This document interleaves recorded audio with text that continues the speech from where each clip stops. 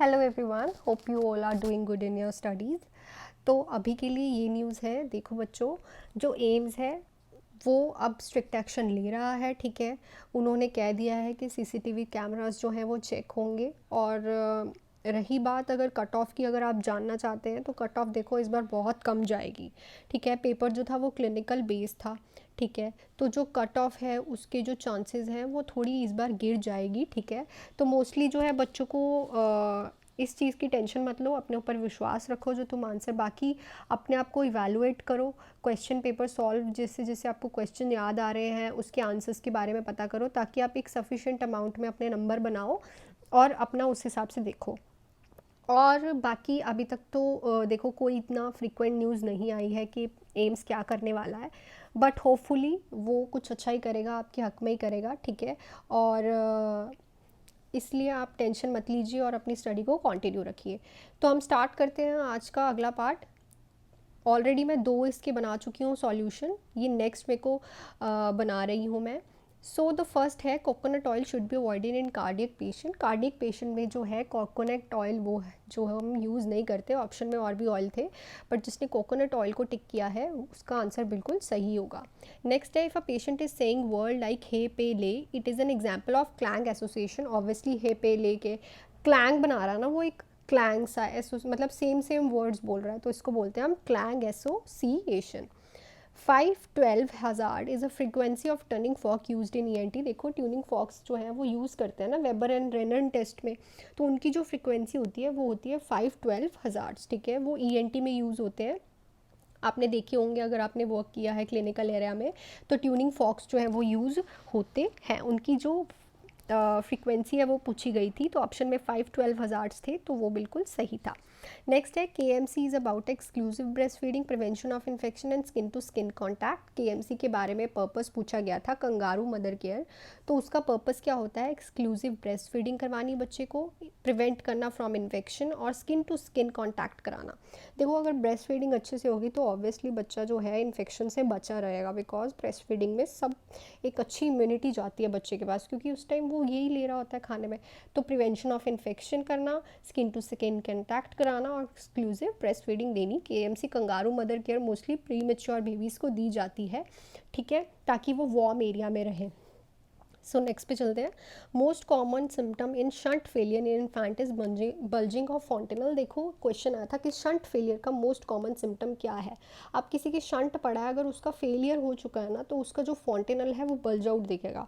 बच्चों ने मोस्टली ये भी टिक किया है हाई पिच क्राई। जो हाई पिच क्राई है वो मोस्ट कॉमन सिम्टम है मेनिंजाइटिस एंड इंसेफ्लाइटिस का। ठीक है, बट शंट फेलियर का जो मोस्ट कॉमन सिम्टम है वो है बल्जिंग ऑफ फॉन्टेनल। ठीक है, ये याद रखना, बल्जिंग ऑफ फॉन्टेनल जो शंट फेलियर का, ये क्वेश्चन बहुत इंपॉर्टेंट है, ये रिपीट हुआ है। ठीक है, उसके बाद नेक्स्ट है, burn formula should be given in. कैसा बर्न फार्मूला होता है? 4 ml की RL। ठीक है, उसको देना है पर केजी, जितना इन पेशेंट का वेट है उसको परसेंटेज ऑफ बर्न कितनी हुई है उस हिसाब से उसको देना है। 4 ml RL था। उसके बाद पार्कलैंड फार्मूला है पर केजी जितना पेशेंट का वेट है। जैसे अब पेशेंट का वेट है 20 kg, तो हम क्या करेंगे, 20 kg into 4 ml of RL into उसका जो परसेंटेज एरिया जो बर्न हुआ है उसको मल्टीप्लाई करके उसको उतना फ्लूइड हम देंगे। ठीक है, उसके बाद नेक्स्ट है tracheo oesophageal fistula, side line position should be given to patient. देखो ट्रेकिया और ईसोफेगस में जब एबनॉर्मल कोई ओपनिंग बन जाए तो हम उसको साइड लाइन पोजिशन देते हैं। क्यों देते हैं? ताकि जो है उसको एस्पिरेशन होने के चांसेस कम हो जाए। क्यों? देखो जो ईसोफेजिस में फूड का कंटेंट खा रहा है वो ट्रेकिया में जा सकता है ना, जो कि जाके लंग्स में भी जा सकता है, तो वो क्या करा सकता है, ठीक है, उसको दिक्कत दे सकता है, वो एस्पिरेशन क्रिएट कर सकता है। तो ऑलवेज उसको साइड लाइन पोजिशन देंगे ताकि जो उसकी सिक्रीशंस है वो निकलती जाएँ। नेक्स्ट है, after lumbar puncture supine position is given to the patient. जब भी हम लंबर पंचर देते हैं तो सुपाइन पोजीशन देते हैं। ऑप्शन में और भी पोजीशंस थी पर सुपाइन पोजीशन देते हैं। क्यों देते हैं? क्योंकि देखो अगर तुमने उसको लंबर पंचर किया है, कोई सैंपल दिया है, तो वहाँ पे हमें प्रेशर देना पड़ेगा ताकि वहाँ से क्या हो, लीकेज ना हो। तो पेशेंट को हम क्या कहते हैं कि तू सुपाइन पोजीशन में ही लेटेगा। उससे क्या होगा, वहाँ पे एक आर्टिफिशियल प्रेशर बनेगा वहाँ पे साइड पे, जिससे क्या होगा, लीकेज होने के कम चांसेस होंगे।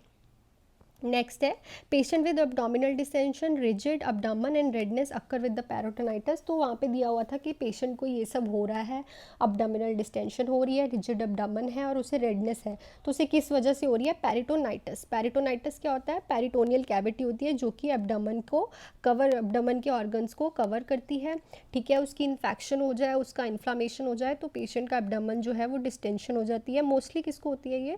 जिनको पेरिटोनियल डायलिसिस चल रहा हो, ठीक है।